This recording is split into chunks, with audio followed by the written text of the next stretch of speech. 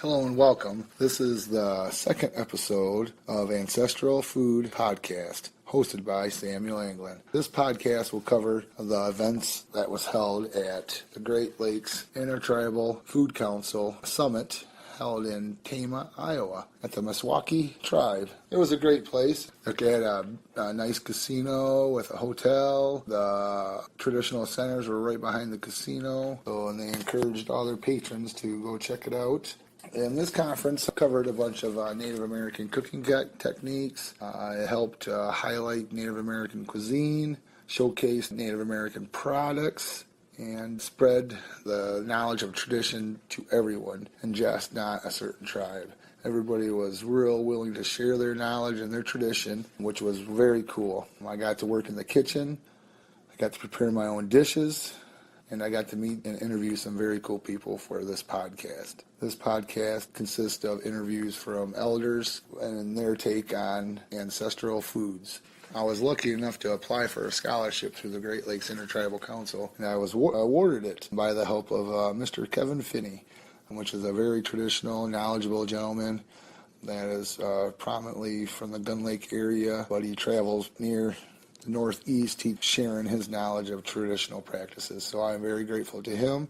I'm very grateful to Dan Cornelius, who works for the Great Lakes Intertribal Council and promotes Native American products, agriculture, and tradition and knowledge, which is a very, very rewarding job, I imagine. Both these gentlemen are wonderful gentlemen and are fighting for the good cause. It was quite an honor to meet him and to be awarded the scholarship. So it was a great honor. And then also to Guadalupe Lopez, who works for the Saginaw Chippewa Tribal College. I was awarded a grant that helped me fund my travel expenses to go to the conference. So it was greatly appreciated from the Saginaw Chippewa Tribal College to help me out. With this conference, I was able to gain extra knowledge of traditional cooking techniques that involved various Native American chefs from all around the country. Feel free to check out my Facebook under Sam Anglin to see all the great pictures I was able to take and people took of me at this conference. I got to harvest a traditional buffalo. We used every single piece of this buffalo we could. The heart, we ate the tongue. We made sausage out of the liver and kidneys. There was a lady there that was scouring through the fat, and all the fat she can to make medicinal salves with certain foraged herbs from around the Meskwaki tribe, which was very awesome. It was really cool to see all the creative chefs. I swear to God, we cooked rice 14 different ways, which was really amazing. A wonderful product. We ground it up for flour to cook with fish, Lake Superior whitefish. We used it as desserts, soups, salads, you name it. Surprised we didn't make a drink out of it. Oh, and by the way, we did make drinks. We used sassafras and cedar to make a tea. We had a little maple syrup to sweeten it up, which was awesome. We also cooked with the sassafras. It was really, really cool to learn all these different traditional techniques. Got to experience different flavors from all around the country, from challah berries to hot red chili peppers to blue cornmeal, from honey from Minnesota, raw honey, that is. I bought a lot of products and I'm going to try to share with my elders and my staff and create some good food, and totally humbling experience. Some of the other seminars I took were agricultural safety management, the food handler seminars, which were quite interesting. Took a tour of the Meskwaki tribe and their tribal operations building, their gardens, their buffalo farm, and their powwow grounds, which was very, very interesting, and I really enjoyed the tour, and all the staff was very knowledgeable. They all are dedicated. They all have a commitment to this tribe, which I think is totally cool. On that note, some of the other seminars I took were on various bartering. We had a traditional bartering seminar where for about an hour and a half, we all just mingled, and if we had anything to trade, we could trade. I ended up trading a coyote tooth for this big old western sage bundle, which was really nice. I was really appreciative. People were trading leather and pipestone and all this stuff. Also during this conference, I got to meet some awesome chefs. One was Ben Jacobs from Tocabe restaurant in Colorado, And then another one was Loretta Odin. She was from Pottawatomi from Oklahoma. Very, very talented chefs. I got to prepare a lunch with them one day. Turned out fabulous. I had to dice a whole case of butternut squash and roast them.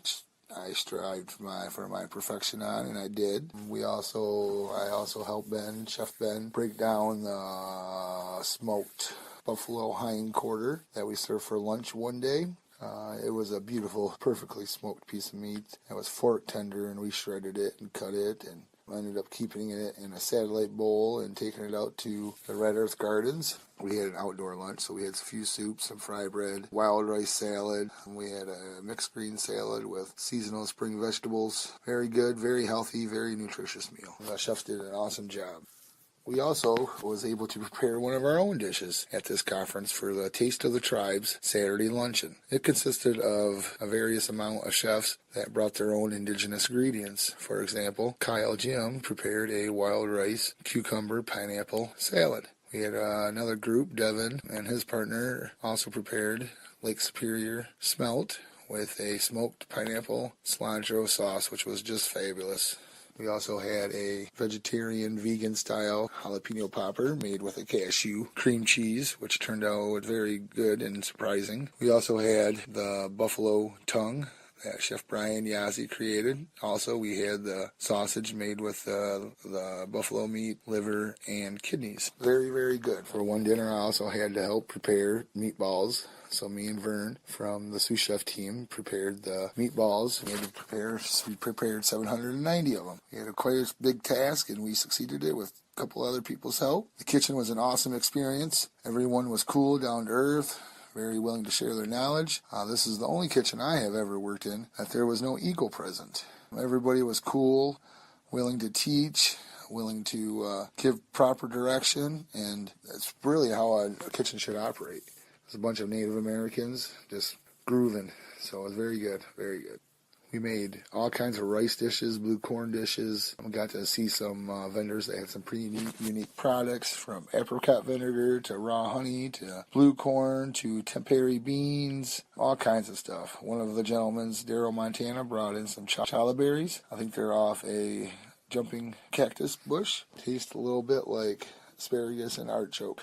Very, very tasty. It was very, very honoring to see people so proud of their indigenous ingredients and want to share them with everyone. Everybody had a good time, and it was great to experience all the new and different flavors. Even some that surprised me, especially the buffalo tongue and sausage. They were very, very tasty. And if it wasn't for this conference, I don't know if I would have been able to ever try these. So with that all being said, this conference was truly a remarkable experience, and I can't wait to go to the next one. I've already been working with various departments at my tribe to develop certain maybe functions coming up in the future, taking some more leadership roles in healthy cooking, healthy lifestyles. I feel that's what every tribe needs, especially our tribe this time of hurting. We all need a healing. Food is medicine. Food is healing.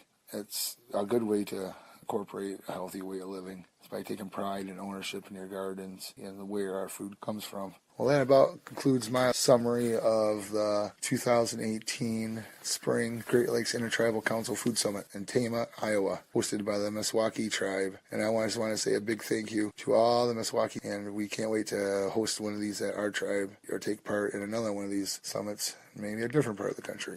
Well, again, now this is time to go into my interviews. So if you have any questions, comments, concerns, please email me. I appreciate it. Chi Miigwech. And we'll see you soon. Why do you guys feel that ancestral food is important? My name is Frank Sprague. Gdidi Indijnakaasti Jokando down from Gun Lake, Pottawatomi area, southwest Michigan. It's who we are. It's who we are as Indian people. Back home, our biggest thing is, my favorite part of food is replanting the wild rice from up north back down to our swamps and our shallow lakes and rivers to try to get that wild rice to come back to our community. Yes. We have a 10-year plan, and we're about 5 years into that 10-year plan right now, and it's exciting to see little clumps of wild rice back home where we've planted it before, and we're going to continue on going up to Lake Tawas up in Saginaw, Yep. country where you're My from. country, yes. And we go up there and we bring a gift bundle and some tobacco, and we ask the chief up there if we can harvest the rice, and we tell him what we're doing with it. And when we get to the rice, we put a bundle out in the rice and tell it what we're doing with it too, so it knows what we're doing with that rice, and it wants to come back with us. And obviously, because we see the clumps of it around, and pretty soon it'll just keep growing. Hopefully it'll just continue on spreading back home. So the wild rice for me is one of my favorite foods. And here, wild rice at this food summit here at Red Earth over with the Meskwaki people here in Tama, Iowa. I've had probably 15 different ways of eating rice that I never would have ever thought of, you know. So yeah, the wild rice back home for me is one of the greatest food memories that I have. Thank you. Yeah, thank you. To the Ancestral Food Podcast. Again, I'm your host, Samuel Anglin, and I'm here to interview Ben Jacobs of Tocabe restaurant in Colorado. So yeah, I'm Ben Jacobs. I'm a member of the Osage Nation, which is located in northeast Oklahoma. But I reside in Denver, Colorado, and have, 2 restaurants and a food truck called Tocabe American Indian Eatery. So it's all the same concept, just 2 separate locations, and then a food truck that gets us kind of all around the city, and we do private events and things like that. How many staff do you have with you? Total system-wide, I think we're just under the 40 mark right now, and then with the busy months coming up, we'll probably bump to 40 to 45. Do you still utilize the classic restaurant system? Do you have like people like a sous chef or anything like that? No. Or does it everybody work together as a team for you? Yeah, it's everyone's together as a team. We don't have executive chef. We don't have anything like that. We're designed fast casual, so you approach the counter and order there. Okay. So yeah, it's really open to everyone to kind of have a voice and have an opinion, and you know, it's designed for interaction between guests and crew members. So we actually don't do table service or anything like that, but we still have a great interaction between our crew and our guests just based on the format. Cool. Could you tell me what would be your favorite food memory of still cherished today?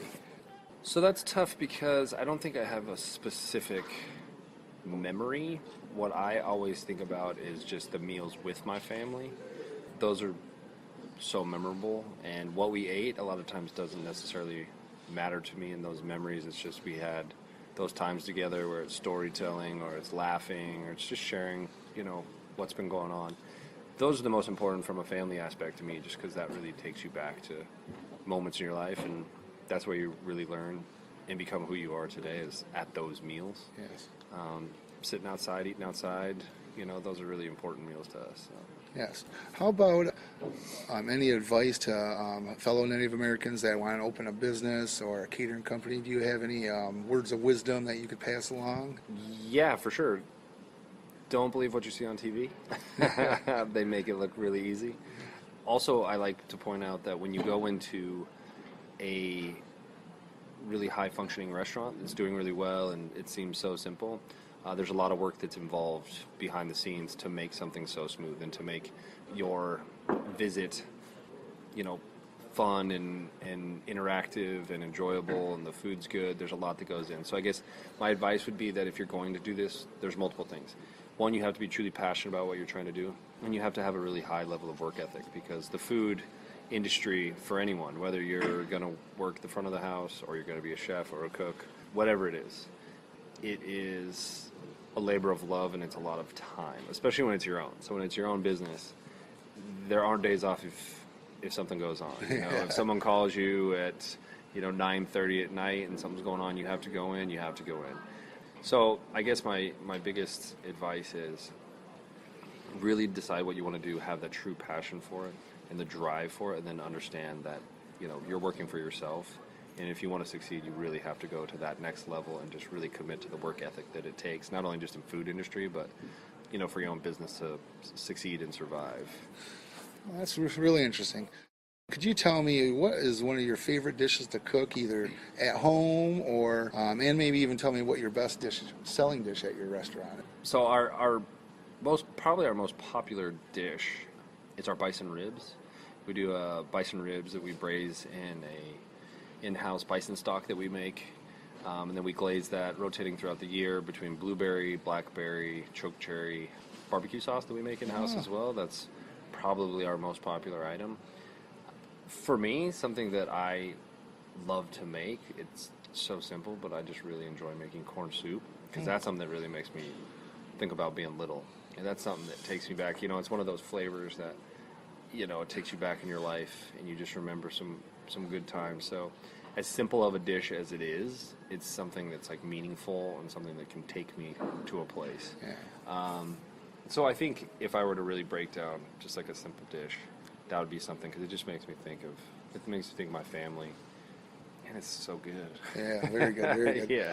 All right, one more question I'd like to ask you is, what made you want to go towards traditional ancestral food instead of going the normal route with a restaurant? What gave you the drive to do that? Well, so when it started for us, it wasn't necessarily that we were going for something that was the ancestral food route.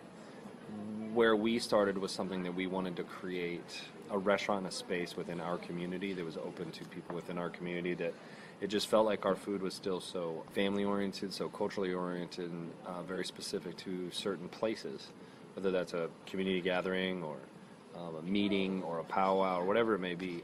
We wanted something that was going to be accessible for our community. So, yeah, the food is obviously a part of that because it is a restaurant, but the original idea came about, like, how can we create a restaurant and create a space that's open for our community to share not only food, but to share identity and share ideas, and just kind of have a place that we felt was our own.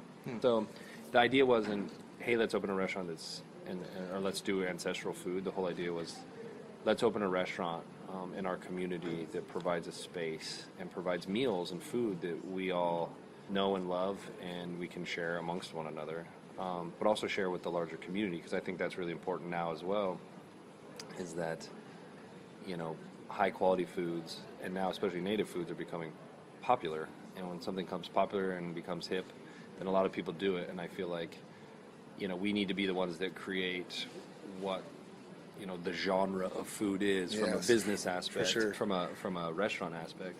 We can't have people doing that for us. No. And so that's how we started. It wasn't necessarily we were talking food and then decided to open a restaurant. We really wanted to open this restaurant right off the bat. And then I'll give you a quick background, is that my parents had a restaurant that we based ours off of, that opened in 1989 in downtown Denver.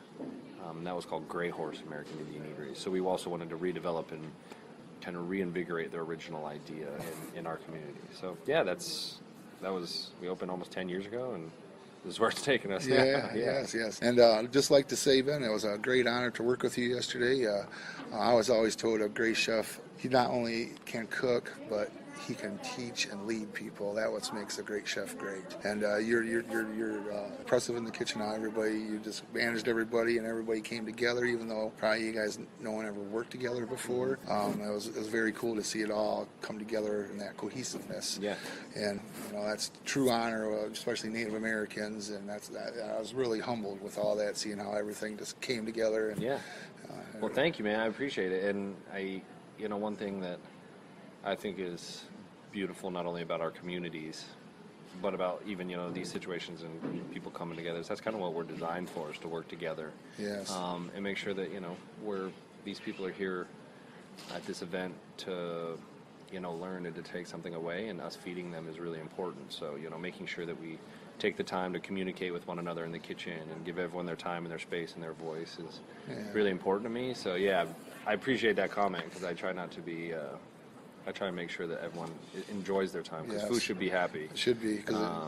We should all enjoy our time in there. Yeah, Cooking's fun. It is, and that's got to be. That's what it takes, and you got to have a good heart to cook, or it's going to affect the food too. Right. And I look forward to coming out to your restaurant in Denver. One of my mentors that I worked with, Klaus Krebs, an Austrian-based chef. He works at Black Hawk, I think it is. Oh, yeah. Mm-hmm. He works up there. I went out there last 2 years ago and visited him, and it was really cool, and I look forward to coming out there and trying out your restaurant. Check it out, man. You got to grub down. All right. Well, thank you. Thank you, sir. Miigwech. Hello and welcome back to the Ancestral Food Podcast, and I am going to interview another gentleman. I'll let him introduce himself. My name is David Shananaquet. My native name is Sagama, which means one who can travel the earth and sky realm. I belong to the Little Traverse Bay Band of Odawa Indians. but I now reside down in the Gun Lake tribe area with my my wife, who is Pottawatomi. So that's in Hopkins, Michigan. That's where I'm from. So. Oh, cool.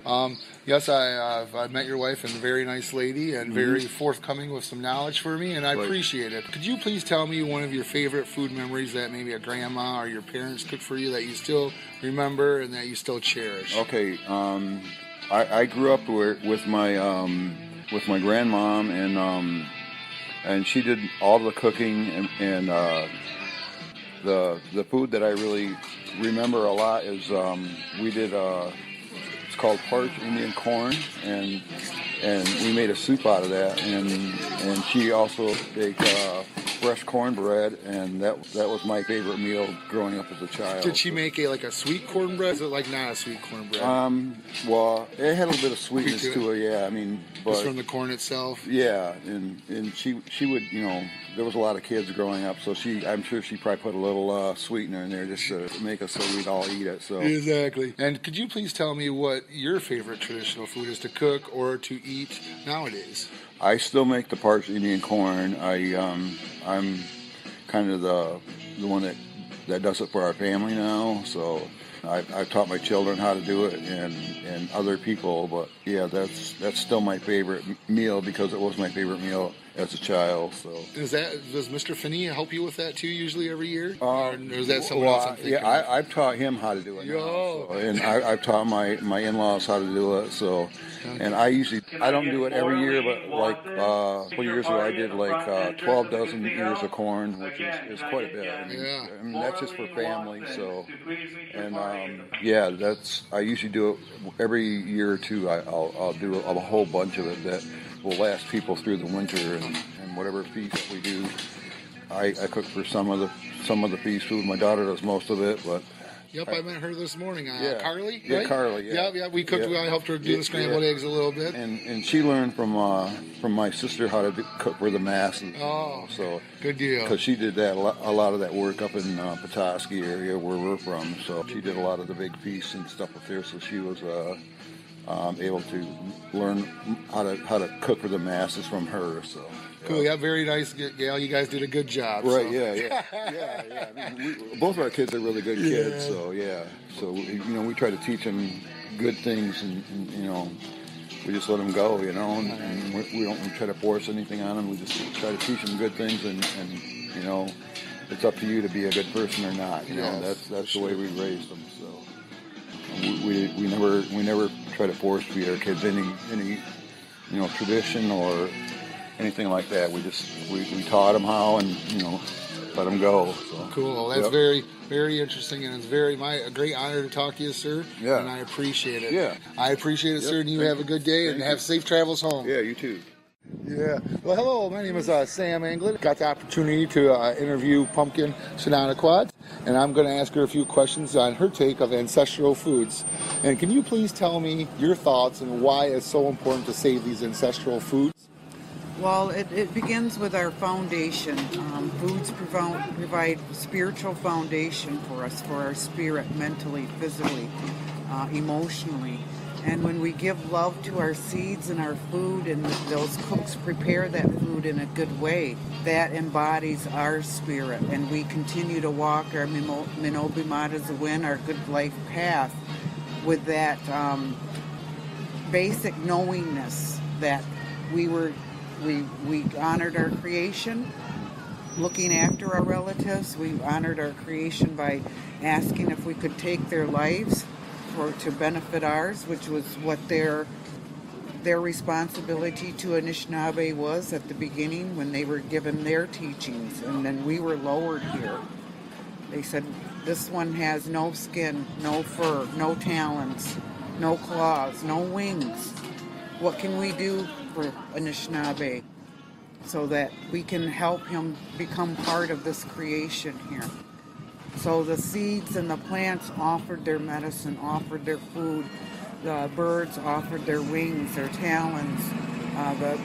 The deer provided every basic element of who we are, identifying, from the spiritual drums to the pipe coverings, the pipe bags, to covering our homes. So we covered ourselves in that animal, in that instinctual knowledge that when we put this on, we become them. That we're able to maneuver through our environment with that. So food is like the key element to tying us with our creation. But I totally agree with that, and I feel it's very important for us to carry this on. Mm-hmm. And could you please tell me one of your favorite memories of maybe a meal you had with one of your grandparents, or a certain maybe way they prepared something that stuck with you, that you still think that's very important? Well, I'm very instinctual about keeping our gift bundle that we were lowered with here. So our sense of touch, smell, taste, speak, formulate ideas in our mind, that was a gift bundle given to us by our Creator. We were lowered with our physical gift bundle to do good work on this earth. And my grandma, I can still use my sensories to take me back when she was baking her apple pies and her homemade biscuits. And when I smell apple pie that's just right, and I know that was her recipe, I can put myself back in her kitchen, 40, 50 years ago, when I would be looking up at her as she wore her apron and her dress, and as she made pies and doughs all day for 5 minutes of treats at the end of dinner for supper. And then that was her labor of love all day for 5 minutes that we got to cherish that. That's so special, so special. That's something that I take great dearly. I never got to meet my grandma, so I like to hear people tell stories about their relatives, and it's very important to just get that knowledge out there. And could you also tell me what can a person do to help keep this going? What can as an individual help keep this going? Okay. Yes. Well, as I come to this symposium with the food, our food, I am noticing many youth here, many young people here, and that's inspiring me, because they're in our teachings. They're the ones that pick up the bundle. Yes. They're the ones that are carrying this into the future. And as our leadership has gone through that western doorway, they told us we will be the ones that have to do this work. Yes, and I feel we shouldn't tell them to do it. For me to get my kids to clean the room, I got to make them do it. And that's what we should do with the youth these days, is make them make corn, make them go ricing, make them do stuff. Just don't tell them, because no one's going to do it if we do it. No, because they're so attracted to the technical world. Yes. And I see the value in that as well here. Them doing the podcast, the webinars, being able to shoot images on site that they can carry back to their communities to pass this knowledge on. Yes. So it's a double-edged sword that we live in. Sure is. It has its values, but it also devalues us as a people. It sure does.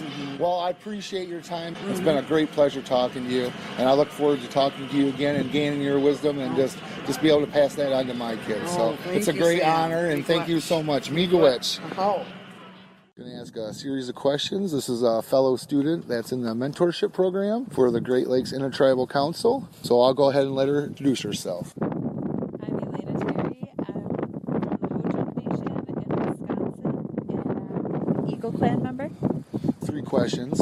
What is your opinion on the importance of keeping ancestral foods alive and going? Well, food is life, and from the seeds to the nourishment for your body, food is our ancestry. And so I think that in order to preserve our being and to feed our spirit, we need to respect that and honor the old practices as much as possible. Yes, just get that stuff passed out there to everybody else, our next generation, and the generation after that. I feel is important to keep this stuff alive. Could you please tell me one of your favorite memories or experiences you had with your parents or your grandparents that has to deal with traditional food or some kind of tradition that you feel is important? So we value the turtle, and my great-grandmother, my grandmother, mom, and I have all but we still continue to cook that in a respectful and traditional way. Yes. So I definitely remember the first time that my grandma told me to, get everything set up at the fireplace, because one of my uncles had a turtle come to him and he brought it to her, and she's known for taking care of it respectfully and in the old way. So we got everything set on the fireplace, and it even honored the turtle the way that we traditionally do with a male relative.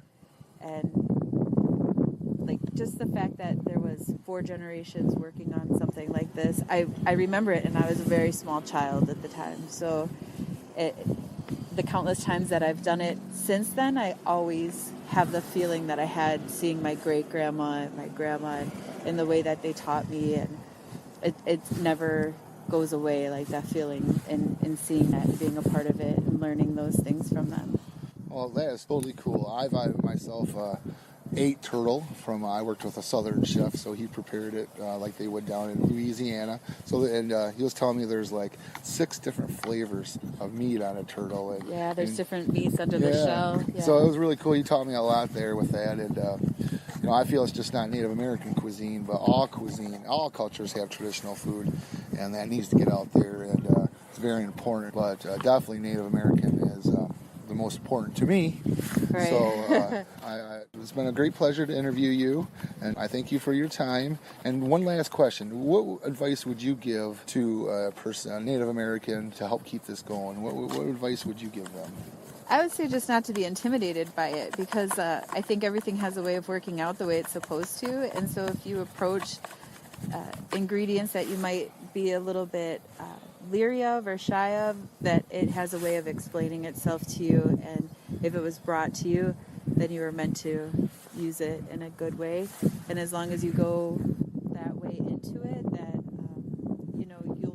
you'll reap the benefits more than just the physical nourishment of it. To go ahead and experience things, but always to be respectful of the people that are.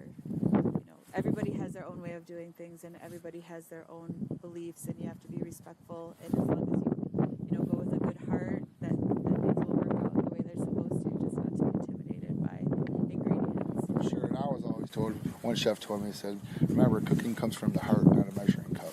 Yeah. And I agree with that. I agree with that totally. And like I said, I appreciate your time, and look forward to teaming up with you again in the kitchen. And it's been a great pleasure. So thank you. Likewise, thank you. Hello again. So I'm sitting down and interviewing 3 elders from the Onondaga Nation. I'll let them introduce themselves, and I'll ask them a series of questions. My name is April Tarbo, Onondaga Wolf Clan. And you, ma'am? My name is Hazel Paulus, Oneida Bear Clan. Your clan? Hi, my name is Peggy Stebouck, and I am Pottawatomi Bear Clan. All right. Why do you feel it is important to carry on ancestral foods? Well, I think our bodies genetically are made for our specific types of foods. We process it better. We're not good at the sugar, and we have a high rate of people with diabetes. Cholesterol, even high blood pressure. So if we try to go back to natural foods instead of all this processed, ready quick, which I understand it's sometimes you're in a bind, you got to eat, and go, but there's things that you can prepare to ahead of time, and it's a process, and it's getting used to doing that so you can eat that way, eat healthy. And hopefully one day, trying to eat healthy too, it seems like it costs. That just doesn't make sense. A hamburger costs cheaper than a bottle of water these days. That just doesn't make sense. What is one of your favorite memories from your grandparents or your parents? What was one of your favorite meal experiences that you'd like to share? I would say one of mine would be my father used to make cornbread, and he was well known for it. And that's just our white corn, and there's a process we use wood ash, lie it down, adding kidney beans to it. There's a process, and then you're boiling it. But you eat that, and it keeps you full. That will keep you full for a while. Yeah, those beans are remarkable. They got a lot of protein. Loaded with vitamins. The Right. corn Yes. has calcium. I mean, that's where we got our calcium from. Especially after we lie it, too. Right, That's right. a very important process. Important. Yeah. Mine would be my mother's corn soup.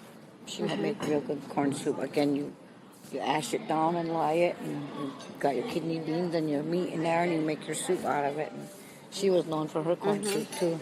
And I know I got some seeds. What kind of corn did she use? Was it one of the ones Was you the had? white?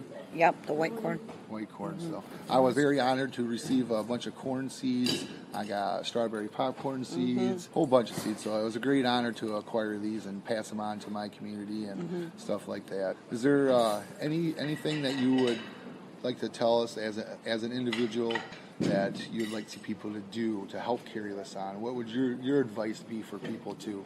I would find the elders that know all about all this stuff and teach the young ones.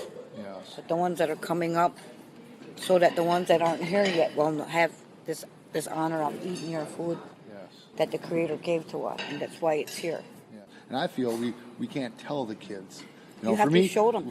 We got to make them make corn, make them make rice. Well, you have to start with the planting, and then actually getting back into digging in. When we were kids, I remember playing outside, making mud pies and doing all kinds of things outside. Kids now, they don't do that. They're on their phones, and everything's instant. They want to see something, they find it on their phone, and it's so important to have that imagination and actually getting in there. And once you see that, I mean, even when I started planting just a couple of years ago and doing this, it's so fulfilling. It's nice being out there in that warm soil.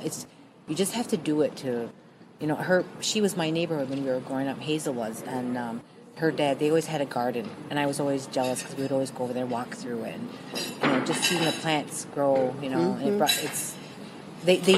kids need to get in, and they'd appreciate it more. Yes. And it's fresh. I mean, when we're picking out of the garden, and you always have to stop and wipe a tomato off and pop it in your mouth. It's like, nothing better, warm out of the sun. Fresh, yes. I prefer just getting green beans off there, eating them that's raw. good. Oh, Yeah, I we got had some nothing purple better. beans that we grew this year at the Onondaga farm, and the purple beans were so sweet and tasty, and they were just delicious. And we were trying different heirloom.